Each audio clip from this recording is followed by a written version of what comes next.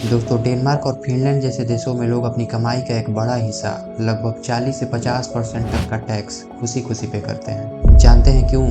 क्योंकि उन्हें भरोसा है अपने सिस्टम पर कि उनका पैसा उन्हीं के वेलबींग पर खर्च होने वाला है। अच्छे schools, quality health care, safe roads और भी उनकी कई ज़रूरतों को पूरा करने के लिए। लेकिन दूसरी तरफ इंडिया, जहां लोगों से दबा कर टैक्स वसूला तो जाता ही है, पर बदले में मिलता है एक ऐसा सिस्टम जिसके हर मोड़ पर करप्शन का जंगल लगा होता है। जुडिशियरी से लेकर पुलिस स्टेशन तक इंसाफ मिलता है सिर्फ और सिर्फ पैसों के दम पर, और जिनके पास पैसे नहीं होते उनको मिलती है सिर्फ तारीख।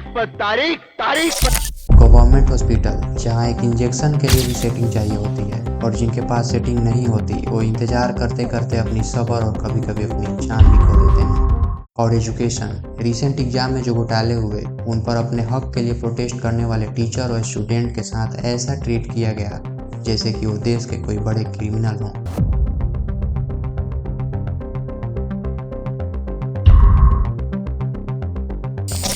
जबकि असली क्रिमिनल खुलेआम क्राइम करके घूमते हैं और कानून हर बार बचती रहती है कोई नया बहाना बनाकर। और यही नहीं, इसके पीछे और भी कई छुपी हुई राज जो कभी कभी सबके सामने नहीं आती है।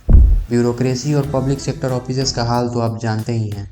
फाइल आगे तभी बढ़ती है जब उसके नीचे एक नोट चिपका हो, वरना वही फाइल महीनों सालों तक धूल खाती रहती है। कुल मिलाकर यहाँ के लोग अपनी कमाई को पहले टैक्स में देते हैं और फिर अपने ही हक के लिए हर जगह रिश्वत और जुगाड़ में लुटाते हैं। और हैरानी की बात तो ये है कि करप्शन यहाँ एक डिफॉल्ट सेटिंग बन चुकी है, जहाँ ईमानदारी एक एक्सेप्शन है और करप्शन एक नॉर्मल चीज। मतलब कि यहाँ हर एक आम आदमी अपने काम को रिश्वत देकर कराने के लिए मजबूर है। दोस्तों, हमेशा से सबके मन में एक सवाल जरूर रहा है कि आज़ादी के बाद इंडिया ने करप्शन के खिलाफ अनेक कानून बनाए, अनेकों जंग लड़ी, लेकिन फिर भी ये देश करप्शन से आज़ाद क्यों नहीं हो पा रहा है? आखिर क्या है इस सिस्टम के अंदर जो इस करप्शन को एक छोटी सी प्रॉब्लम नहीं बल्कि बहुत बड़ी बीमारी बना देता है? क्यों डेनमार्क और फिनलैंड जैसे देश दुनिया के सबसे लीस्ट करप्ट कंट्रीज और सबसे हैप्पीएस्ट कंट्रीज के लिस्ट में टॉप पर होते हैं? और क्यों इंडिया में करप्शन एक वायरस की तरह हर एक सेक्टर में फैला हुआ है? और क्यों वहाँ के लोग सबसे ज्यादा टैक्स पे करके भी खुश होते हैं, जबकि यहाँ भी भारी टैक्स देने के बाद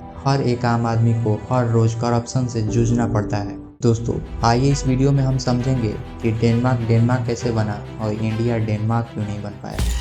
रूल ऑफ लॉ यानी कि कानून का शासन, ये करप्शन की वही असली बुनियाद है जहाँ से करप्शन को रोकना बहुत हद तक मुमकिन होता है। लेकिन एक्चुअल में क्या होता है, देखिए। Danish police have arrested the daughter of Choi Soon-sil, a friend of the South Korean president Park Geun-hye, who's at the center of a corruption scandal. Every time the police go on their foot patrols in Copenhagen, they also make a beeline for these men sitting doing nothing. Danish police. Denmark जैसे देशों की कानूनी system बिल्कुल crystal clean होती है। वहाँ की judiciary आजाद और स्ट्रांग है। ना ही उन पर राजनीतिक दबाव का साया पड़ता है और ना ही उन पर पैसों का प्रभाव। और सबसे खास बात, वहाँ की कानून सब पर बराबर और स्ट्रिक्टली लागू होते हैं, चाहे वो आम आदमी हो, सत्ता में बैठा कोई बड़ा नेता हो या फिर कोई बहुत बड़ा बिजनेसमैन ही क्यों ना हो। यही वजह है कि वहाँ के लोगों को अपने सिस्टम पर अटूट विश्वास है। लेकिन दोस्तों, इंडिया का भी कानून बहुत ही स्ट्रांग है, लेकिन बस पेपर पर। इसमें भी सबको बराबर देखने और न्याय देने की बात की गई है, लेकिन यहाँ असली जिंदगी में ये बहुत रेयर केस में ही होता है। यहाँ गरीबों और आम आदमी के मुकदमे पीढ़ियों तक लटकते रहते हैं, जबकि पैसे और पावर वालों के मुकदमे तुरंत ही निपटा दिए जाते हैं। और हैरानी की बात तो ये है कि यहाँ क्रिमिनल को भी कभी कभी बाइज्जत बरी कर दिया जाता है, वहीं निर्दोष को दोषी ठहराकर उसे जेल में ठूस दिया जाता है। इसका असली वजह यह है कि कभी कभी जुडिशियरी सिस्टम पैसा और पावर के सामने झुक जाता है, और रिजल्ट यह होता है कि कभी कभी न्याय सच के हिसाब से नहीं बल्कि पैसों के हिसाब से तय की जाती है। दोस्तों, फिल्मों में कई बार अक्सर एक सीन दिखाया जाता है जिसमें एक गरीब और लाचार परिवार को सिस्टम से सिर्फ और सिर्फ अन्याय मिली होती है, और वो इसी मजबूरी के कारण गलत रास्तों पर चलने के लिए मजबूर हो जाते हैं। मुझे अपनी या किसी और की हिफाजत के लिए पुलिस की जरूरत नहीं। और वो अपनी मजबूरी में सीधी सादी जिंदगी को छोड़कर गलत रास्तों पर चल पड़ते हैं। ये सिर्फ फिल्म की कहानी ही नहीं बल्कि कभी कभी असली जिंदगी की सच्चाई भी होती है। और दोस्तों, इसी मजबूरी और ऐसी सिस्टम के कारण क्राइम और करप्शन दोनों दिन ब दिन तेजी से बढ़ती ही जा रही है। दोस्तों, अगर सिस्टम में ट्रांसपेरेंसी हो तो वहाँ करप्शन करना रिस्क ही नहीं लगभग इम्पॉसिबल होता है, क्योंकि वहाँ हर एक स्टेप पर अकाउंटेबिलिटी देनी होती है। डेनमार्क की एग्जाम्पल ले लो, सबसे टॉप पर आता है। पता है क्यों? क्योंकि वहाँ गवर्नमेंट की डीलिंग पब्लिकली होती है। हर सरकारी खर्चा, हर पॉलिसी और टेंडर का डेटा पब्लिकली अवेलेबल होता है और इसी वजह से वहाँ के लोग अपने सिस्टम पर भरोसा करते हैं और फुली सेटिस्फाइड भी होते हैं। लेकिन इंडिया, यहाँ ट्रांसपेरेंसी नाम की चीज लगभग गायब है। डेटा तक पहुँचना इतना मुश्किल है कि करप्शन आसानी से छुप जाता है। यहाँ पर ट्रांसपेरेंसी ना होने का नतीजा यह है कि यहाँ के हर एक लीडर और कॉन्ट्रैक्टर आम आदमी के टैक्स के पैसों से लग्जरी लाइफ जीते हैं। जैसे यहाँ कॉन्ट्रैक्टर्स के द्वारा हजारों करोड़ों के प्रोजेक्ट्स लिए जाते हैं, लेकिन असली काम ग्राउंड लेवल पर उस प्रोजेक्ट के एक छोटे से हिस्से से किया जाता है। अक्सर ऐसी प्रोजेक्ट अपने ही लोगों को, अपने रिलेटिव्स को दिए जाते हैं। तो मान के चलिए काम कोई पुल बनाना है, क्या बनाना है? पुल बनाना है, तो प्रधानमंत्री का रिश्तेदार का गए हमरे कंपनी को ठेका दे दीजिए, ताकि पैसा डायरेक्ट उन्हीं के पॉकेट में जाए। और फिर क्या, रिजल्ट सबके सामने होता है। बरसात आते ही रोड रिवर्स बन जाती है, नए ब्रिज बनने से पहले ही गिर जाते हैं, सरकारी बिल्डिंग्स कुछ सालों बाद खोखली हो जाती है। रीजन सिंपल है, मान लो एक प्रोजेक्ट के लिए 1000 करोड़ सैंक्शन हुए, लेकिन ग्राउंड पे काम होता है सिर्फ 100 करोड़ का। तो आप ही सोचिए ना कि ऐसी रोड्स और ब्रिज कितनी स्ट्रॉन्ग होगी। और दोस्तों एक और चीज, हमारे देश के लीडर की सैलरी एक्चुअली उतनी खास नहीं होती, लेकिन फिर भी उनके पास बड़े बड़े बंगले, महल जैसे घर और लग्जरी गाड़ियों का कलेक्शन भरा होता है। जबकि एक नॉर्मल गवर्नमेंट या प्राइवेट एम्प्लॉय, एक छोटा व्यापारी अपने पर्सनल लाइफ को मैनेज करने में ही परेशान होते हैं। इंडिया में लीडर बनना एक जिम्मेदारी से ज्यादा एक पोजीशन बन चुका है, एक ऐसी कुर्सी जहाँ पैसा भी मिलता है और पावर भी। और जब कुर्सी पैसा और पावर की सोर्स बन जाए तो पब्लिक की सेवा ऑलमोस्ट खत्म ही हो जाती है। मीडिया और ट्रांसपेरेंसी, दोस्तों ट्रांसपेरेंसी की बात हो ही रही है तो हम मीडिया को कैसे भूल सकते हैं। डेनमार्क में मीडिया सिर्फ न्यूज ही नहीं दिखाता, बल्कि टाइम आने पर करप्शन के खिलाफ एक तलवार भी बन जाता है। वहाँ के जर्नलिस्ट बिल्कुल इंडिपेंडेंट होते हैं, ना ही उन पर सरकार का प्रेशर काम करता है और ना ही कॉर्पोरेट का इन्फ्लुएंस। इस वजह से जब भी वहाँ करप्शन एक्सपोज होता है, सरकार को जल्दी ही एक्शन लेने पर मजबूर होना पड़ता है। लेकिन इंडिया में सीन बिल्कुल ही उल्टा होता है। यहाँ के अक्सर बड़े बड़े न्यूज चैनल पॉलिटिकल और कॉर्पोरेट के रंग में रंग जाते हैं। ऐसे चैनल्स को गोदी मीडिया का नाम दिया गया है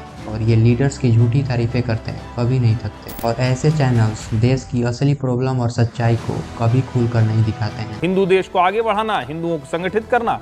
फिर ये सवाल आता है, मैंने जानबूझ के हिंदू बोला है आपके मन में अगर आ रहा हो, मुसलमान को काशी और मथुरा पर भी विवाद करना चाहिए? मूल सवाल पर आइए ना। और कुछ गिने चुने जर्नलिस्ट देश की सच्चाई दिखाने की हिम्मत करते भी हैं तो ये उनके लिए एक जंग बन जाता है। उन पर बिना किसी गलती के कई लीगल केस थोप दिए जाते हैं। उन्हें रोज नए नए थ्रेट्स मिलते हैं और उन्हें हमेशा पॉलिटिकल प्रेशर का सामना करना पड़ता है। कई बार बिना किसी रीजन के उन्हें जेल तक भी भेज दिया जाता है। मेरे खिलाफ बेगूसराय जिले में FIR दर्ज हुई है और FIR दर्ज इसलिए की गई है क्योंकि मैंने बेगूसराय में SIR के दौरान बलिया प्रखंड में जिस तरह से आधे अधूरे फॉर्म भरकर जमा हो रहे थे, अपलोड हो रहे थे, उस पर एक स्टोरी की थी, उस पर एक वीडियो किया। और इसी डर के माहौल की वजह से इंडिया में लोग सच्चाई के खिलाफ आवाज उठाना तो छोड़ो, उसके बारे में सोचने से भी घबराते हैं। क्योंकि यहाँ सबको पता है कि जो भी सिस्टम के खिलाफ बोलेगा तो गया बेटे। एंटी करप्शन एजेंसीज, दोस्तों डेनमार्क जैसे देशों में करप्शन को रोकने के लिए अलग से कोई बड़ी बड़ी एजेंसीज की जरूरत ही नहीं पड़ती, क्योंकि वहाँ के सिस्टम में पहले से ही स्ट्रिक्ट लॉज और ट्रांसपेरेंसी है, जिसे करप्शन करना मुश्किल हो जाता है। लेकिन फिर भी वहाँ कुछ पावरफुल एजेंसीज एक्टिव है और सबसे खास बात, वहाँ की एजेंसीज बिना किसी पॉलिटिकल प्रेशर के काम करती है। लेकिन इंडिया में सीन बिल्कुल उल्टा होता है। यहाँ वीक लॉ इन्फोर्समेंट और ट्रांसपेरेंसी की कमी से करप्शन आसानी से किया जाता है। और सबसे बड़ी आयरनी तो ये है, जो एजेंसी यहाँ करप्शन को रोकने के लिए बनी है, वही एजेंसी अक्सर खुद करप्शन में फंस जाती है। ज्यादातर केसेस में ये एजेंसी अक्सर एक पॉपिट बनकर रह जाती है, जो सिर्फ पावर और पैसों पर नाचती रहती है। सोचिए जरा, अगर चोर को पकड़ने वाले ही चोर से मिल जाए तो चोर कभी पकड़ा जाएगा क्या? यहाँ तो कभी कभी करप्शन को रोकने में भी करप्शन हो जाता है। और सबसे इंटरेस्टिंग बात, जो नेता सत्ता में होते हैं वो इन्हीं कानून का सबसे ज्यादा फायदा उठाते हैं। अपने ओपोजिशन के खिलाफ इन एजेंसीज का यूज उन पर बैक टू बैक करते हैं और अपने ओपोजिशन को बिना किसी गलती के नचा कर रख देते हैं। मतलब कि कानून का ये वीपन्स करप्शन के खिलाफ नहीं बल्कि पॉलिटिक्स का एक हथियार बन चुका है। दोस्तों डेनमार्क और इंडिया दोनों ही पार्लियामेंट्री डेमोक्रेसी फॉलो करते हैं, लेकिन दोनों देशों के सिस्टम में थोड़ा फर्क है। डेनमार्क में कॉन्स्टिट्यूशनल विथ मोनार्की है, मतलब कि वहाँ राजा और रानी हेड ऑफ द स्टेट होते हैं, लेकिन उनके पास असली पावर नहीं होती है। असली डिसीजन मेकिंग इलेक्टेड गवर्नमेंट की करती है और वहाँ गवर्नमेंट बनती है कोलिशन के थ्रू, यानी वहाँ कई छोटी बड़ी पार्टीज मिलकर सरकार चलाती है। इस वजह से वहाँ कोई भी एक सिंगल पार्टी अपने मन से कोई एक सिंगल डिसीजन भी नहीं ले सकती है। हर पॉलिसी, हर लॉ सारी छोटी बड़ी पार्टीज के एग्रीमेंट के बाद ही पास होती है और इसी वजह से वहाँ करप्शन के चांसेस बहुत ही कम हो जाते हैं और पावर इक्वली डिस्ट्रीब्यूटेड होती है और सबका फोकस बस एक ही चीज पर होता है, वो है पब्लिक वेलफेयर। वहाँ छोटी से छोटी पार्टीज भी पार्लियामेंट्री में आवाज उठाकर सिस्टम को इन्फ्लुएंस करती है। लेकिन इंडिया की कहानी बिल्कुल ही अलग है। यहाँ मेजोरिटी सीट जीतने वाली एक दो बड़ी पार्टियां ही मिलकर गवर्नमेंट बनाती है और देश के बड़े बड़े फैसले गिने चुने एक दो बड़े बड़े मेन लीडर्स के हाथ में सिमट जाता है। जब सत्ता एक हाथ में आ जाती है और उसे चैलेंज करने वाला कोई बराबर का नहीं होता है तो बिना किसी रोक टोक के आसानी से देश के बड़े बड़े फैसले लेने लगती है, चाहे वो जनता के लिए सही हो या गलत। और फिर क्या, करप्शन चरम सीमा तक तेजी से पहुंच जाता है।